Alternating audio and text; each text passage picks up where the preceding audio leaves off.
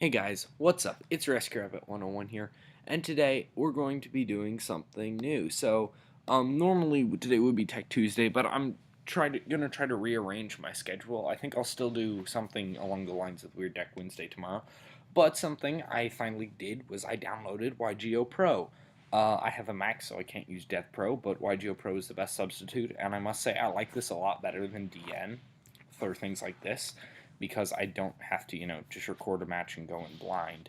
And I don't have that enough time to record multiple matches. So, um, today I just mostly experimented with it.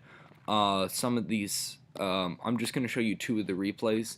It's me playing Evil Swarm, which I'm trying to get down. I'll have an updated deck profile up fairly soon. The last one got some good likes, so I'm going to keep working with the deck because I do enjoy it, and it's actually really good in this format. I'm basically playing the same build as last time, but... this is games 2 and 3 against, as you can guess from the titles, a Yosenju player. I didn't record game 1 because it was a butchering. He completely outplayed me and destroyed me. But I recorded games 2 and 3 because they were a lot closer back and forth. So what I'm going to do, I'm not just going to play through it, I'm going to try to explain some of my moves. I'm not going to try to slow it down that much, but if you guys would rather me go back to explaining all the moves in detail or doing the things on DN, or if you would just rather have me play them through and you interpret them through yourself, I'll leave that down in the comment section below. But yeah, let's get right into the first replay. So we've got to swap sides. So, he's going first because I won the last game, and pretty much against Yosenju, you don't want to go first. Like, that's pretty standard because, frankly put, if you're going first, you give them the 6th card and they can probably out your field. So he sets 2, plays Pot of Duality, grabs the tanky, plays the tanky into the combo 1. I've got the Mind Crush, so I'm not really concerned. The problem is I don't have the monster. I hit the Heliotrope. Now, Heliotrope is great here because with this much back row protecting it, especially since I'm going to out his combo 1, he really actually doesn't have an out to this. Like, even with the tanky, he'd need like a second tanky to get his comma 2s over it, and he can swing directly. I'm going to do more damage. So that's really nice. So I just swing directly. He can't stop it because you can't Fiendish this guy. And I just set floor back or pass. Now, I didn't want to flip it immediately. I wanted to hold the Mind Crush because I don't like to flip it immediately. I like to get a better idea of what I'm going up against, and I was willing to take both direct attacks, any amount of direct attacks to the face to get a better understanding of what I'm going up against. Besides, comma 1 isn't too big a concern for me because I'm kind of hoping I draw a monster. But, so he MSTs blind into my Mirror Force, and at that point I realized he's about to go off, and, right, that was the other thing. I didn't want to do it because he was going to summon Bounce me, and then attack, and he was going to go into my Mirror Force. And so I was like, well, I'll save it for if he plays something else. So I just Mind Crush and get the combo 1 out of his hand quickly. And he drew the second tanky. So nothing you can do about that. I just don't want the combo 1 on the field because that's the biggest concern to me. That's the thing that's going to rack up the damage for him. The comma 3 is no concern of mine.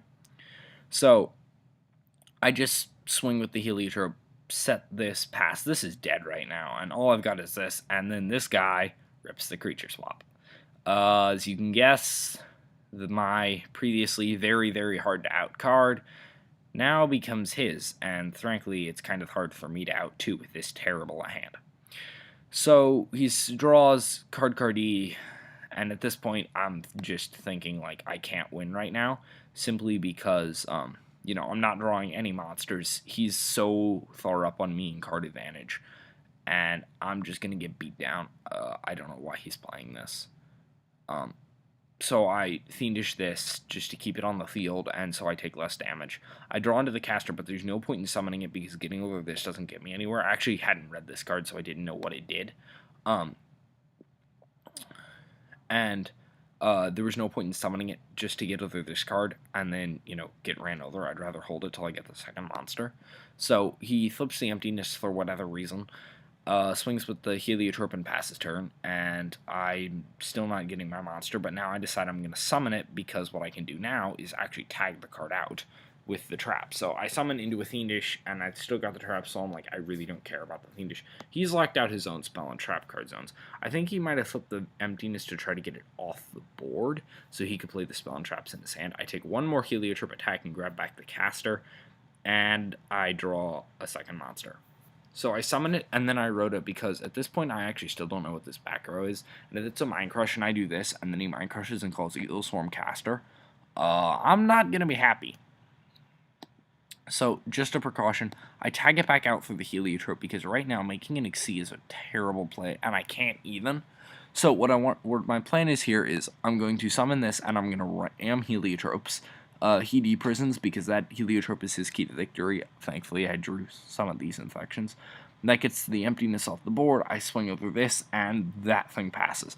Now, if he hadn't actually deprisoned, the Vanities would have stayed on the board, and that would have been nice for me, but it's of little relevance. So he draws, MSTs the back row, hits the Fiendish. I'm feeling really, really annoyed right now. He flips up 3, he takes the Cardi, summons it, and does this. And this is probably the mood that saved me this game, because right now, if I get a monster, it's Karikion. There's 2 targets engraved now, and he didn't summon his Kamatu. If he'd summoned the Kamatu and attacked, I would have been in a much worse, rather than do this, I would have been in a much worse position, especially if it took, say, Torrential, Untorrential the first monster, because then I have to Pandemic, and, well, no, it wouldn't be much different. So I tag myself out and grab Karikion, because I want to do this in end phase, and my reasoning for doing this in end phase, in case any of you were wondering, is to reliven the rabbit targets. And if I can then tag out for caster if I draw a monster, because you can only tag out once per turn. So I draw the monster, and that's basically going to wrap it up. Now here I make a misplay. It didn't cost me the game, but I didn't realize his life was low enough.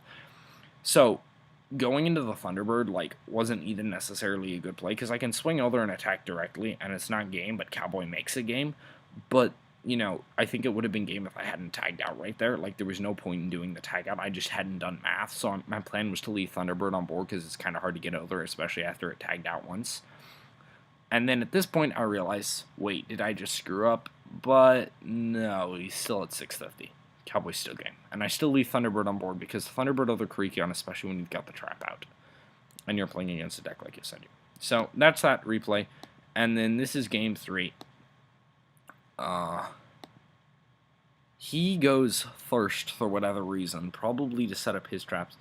Now, I was theoring the whole time, Tsuji, this bounces my XC, so I can't make them.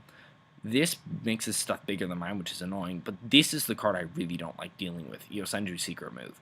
And you'll see, it's because the main reason is it negates my spell card and makes me vulnerable to traps. So, I draw 5 back row and 1 monster. I take the caster and I summon it, and he misplays here.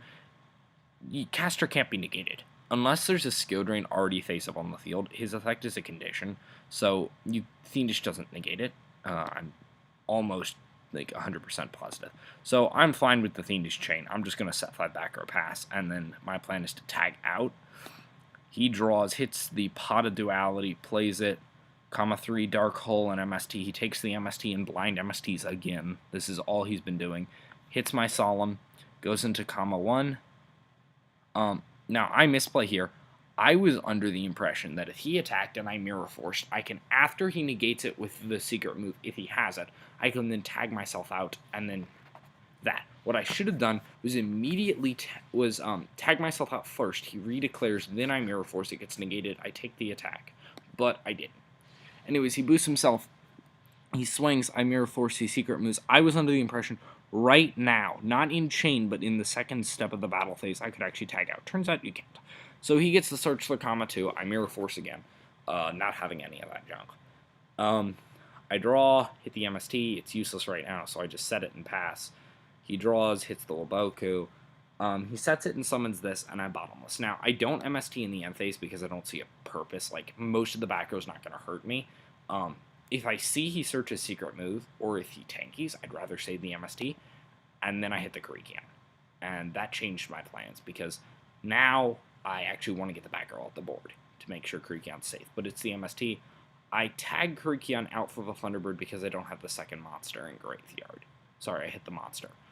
he dark holes and plays it for whatever reason. I mean, that's just going to give my Thunderbird something to tag out off of. 300 more damage to you. I grab Caster, summon it, and go into beatdown. Now, I could have Exceed here, and it probably would have been a better play. I just kept forgetting Ragnar actually hurts when they have the tanky on the field, so probably Exceeding right here would have been a good play. My thought process for not is I have 7,650 life points. He has one card. If it's a trap and he tries to flip it on my monsters, this tags out the Caster, and this tags itself out. And I think this is game, no, it's not game next turn, it's game the turn after. And any monster, again, I can just double tag out. So he hits the tanky and plays it. Like, with this monster, it's now 2,000, which is bigger than my whole field. So it's going to attack. I'm just going to tag the Caster out and then banish the bird. I'll eat 2,000 to the face. I'm going to grab Heliotrope because it's bigger. Caster probably would have been a better play, but it's irrelevant because I get a search next turn. I hit the second monster. Even if I hadn't, I would have only taken about 2,000 more to the face. We can look at what the top card of this deck would have been. I'm not sure how this works, but if it's Comma 1 or T-King, either one doesn't matter because T-King's not bigger than Thunderbird. So it really didn't matter. And yeah, that's the game. So I hope you guys enjoyed. I'll try to have more videos next time.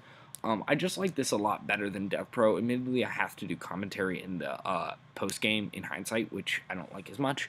But what this allows me to do is play a large number of games with any given deck, and then just select the better ones to show to you guys versus the ones where I don't get to demonstrate the combo or something. So yeah, make sure to tell me what you think of the new system down below in the comments. Make sure to tell me what you want to see up on this channel because I'm going to probably end up editing my schedule. Make sure to leave a like, subscribe for more content, and if someone could help me, I'm really unfamiliar with YGO Pro, and I'm probably going to Google this at some point, but for some reason, in my deck edit, I can't figure out how to make new decks, and you can see the prototype Evil Swarm build right now, but I've been changing around the old decks, but I can't figure out how to make a new deck, so if someone could please tell me down in the comment section below, that'd be very helpful. Remember to leave a like and subscribe. Rescue Rabbit 101, signing out.